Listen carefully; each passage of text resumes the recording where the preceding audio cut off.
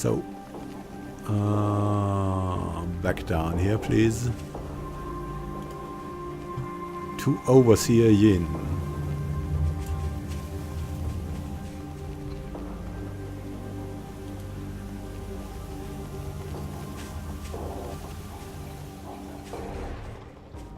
Yin, the Overseer. The Overseer of the execution looks you over as you approach, noting your badge and robes of office. Yes, ma'am, he says. How can I help you? This man has a full pardon. Release him immediately. He looks over the stay of execution, paying close attention to the signature. Finally, he nods. This is all in order. One moment. He turns and calls to the levies. Unmake the death of the condemned and set him free. He is pardoned.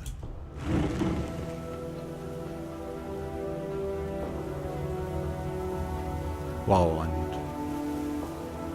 everything will be washed away. Turns back to you and bows. There you are, ma'am. All taken care of.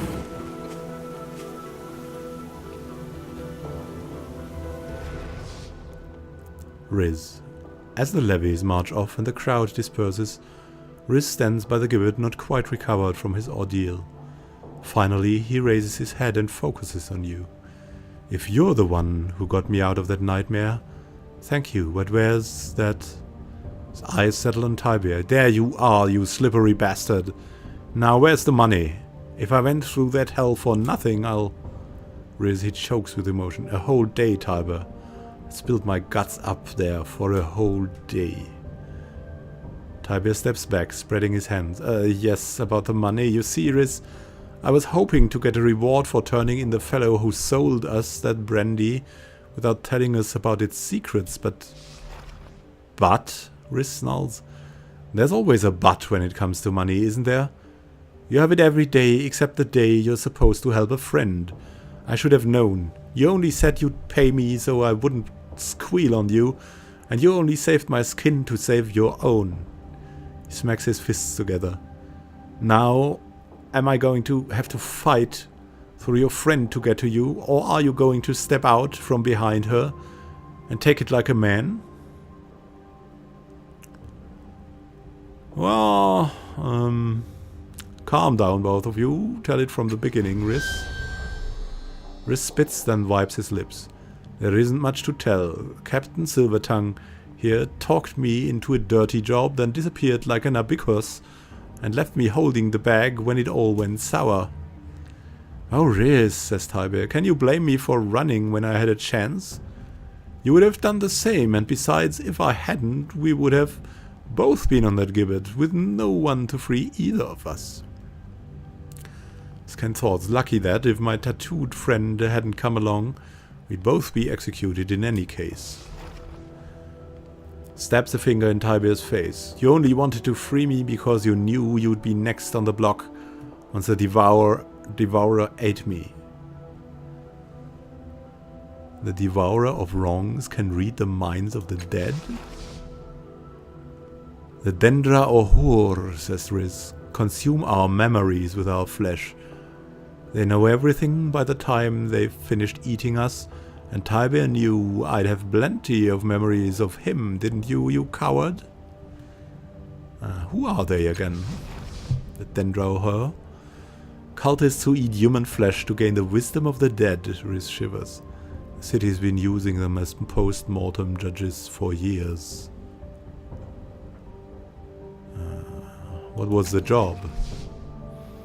What Tibia told me was we were transporting black market booze to Mra Joilios. What he didn't tell me was he'd hidden state secrets in one of the bottles, using some liquid Numenera trick which turned a slap on the wrist crime into a damn death sentence. Death sentence, Tibia says with an uneasy grin. You're alive, aren't you? Scan thoughts. I'd have told him eventually. Ignorance was supposed to keep him safe. Riz glares at Tibia from under lowered brows. That's as may be, but you certainly seem to know when the levies were going to come calling. Looks at you. The council somehow got wind of the deal and came after us. Funny how I was the only one home when they knocked on the door. The devourer would have found you guilty, Tiber. Is that true?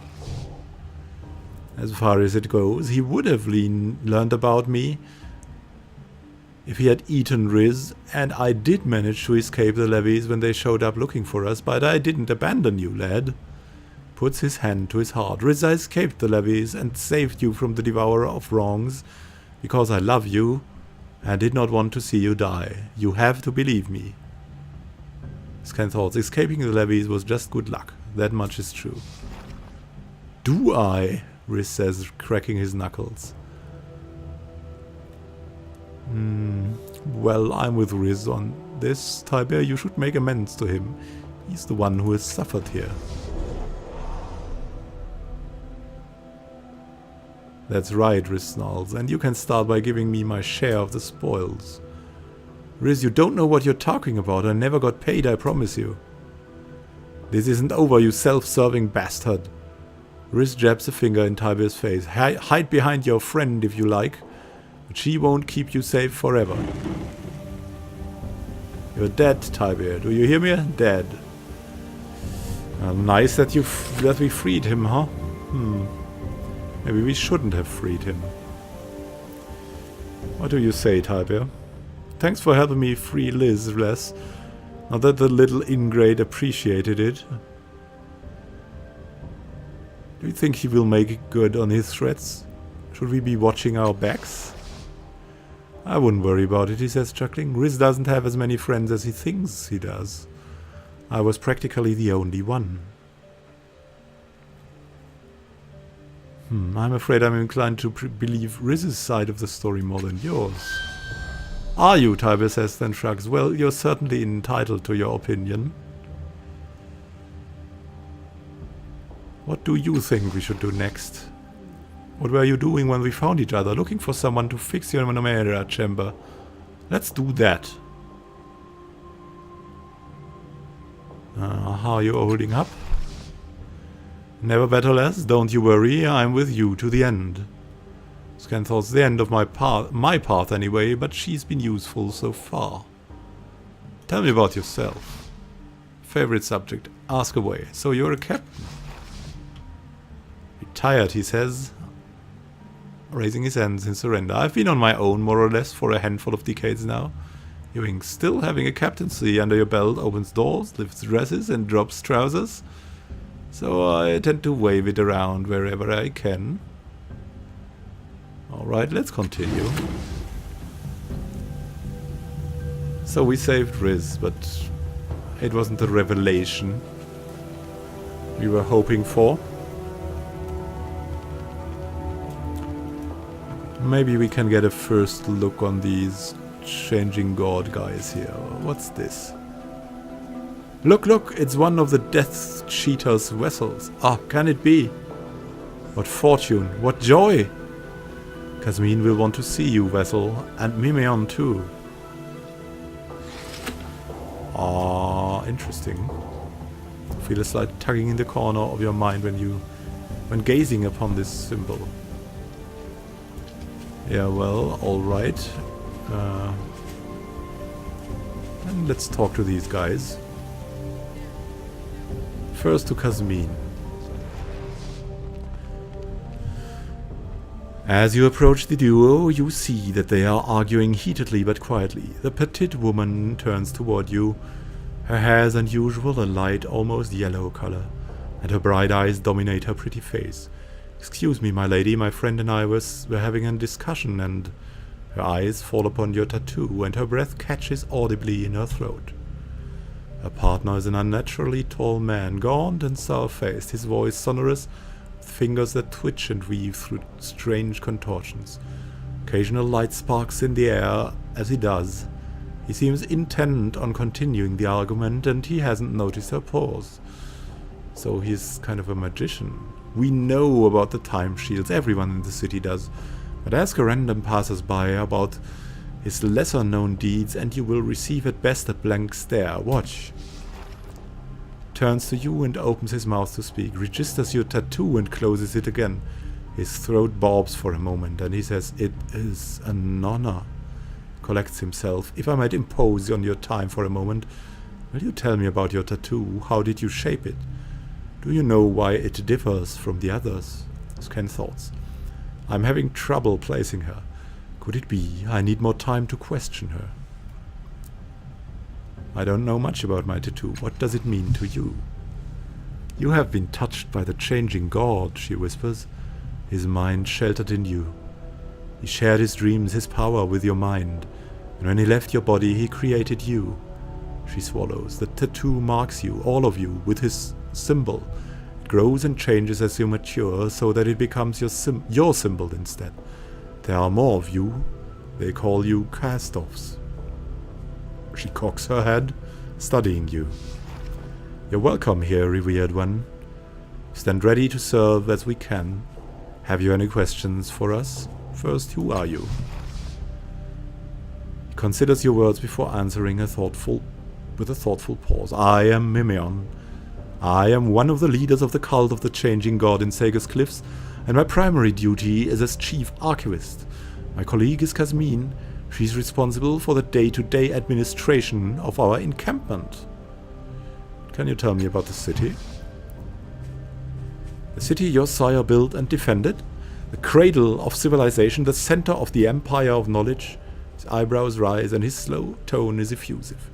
It is among the great creations of humanity in the Ninth World, built on the foundations led by unknown creators. It has risen to become one of the preeminent cities on Garavia Sound. He pauses. It is somewhat diminished in these latter years, to be sure. Perhaps if the changing God were to return, to lead us to glory. Can you tell me anything more about the city? Many thousands of souls call Sager's Cliffs their home. They came here for safety, for succor, and the changing God protected them. Now, you can visit the spires of Government Square where he once sat, or the places where his machines once shifted the city out of time. Your sire even faced the bloom when he was here, she represses a shiver, but you should avoid it at all costs. There is much else to do in the city if you want to walk in your sire's footsteps. Now, before we ask her about the sorrow and that stuff, unfortunately my time for now is finished, so thank you for watching. If you like the videos, please come again. I'd be happy if you did. Happy gaming, fun gaming to you. See you in the next episode. This is Immanuel Can, signing out.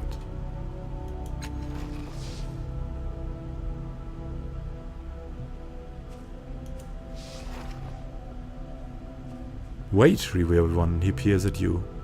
When we try to end the conversation. I do not recognize you. You do not match any descriptions we have recorded. Kasmin, she snaps her fingers as if she's finally figuring out a mystery. Wait, let me remember your face. She studies you carefully. Oh my, you're new. Are you the changing God? Can it be? She reaches out to touch your sleeve and pulls her hand back quickly. I think I'm not the changing God, or am I? He nods satisfied. As I thought, you are a cast of one of his children. He touches you with his long-fingered hand, as if in consolation. There's no shame in such a thing. Many cast-offs have come to our attention. Some of them have sought to deceive us, so that they might seem more important. He smiles softly. If you are as new as we suspect, it is better for you, for us, to know the truth of your existence than to bluster and lie. Kasmin, crestfallen, she touches your shoulder. Are you sure you're not? She catches herself.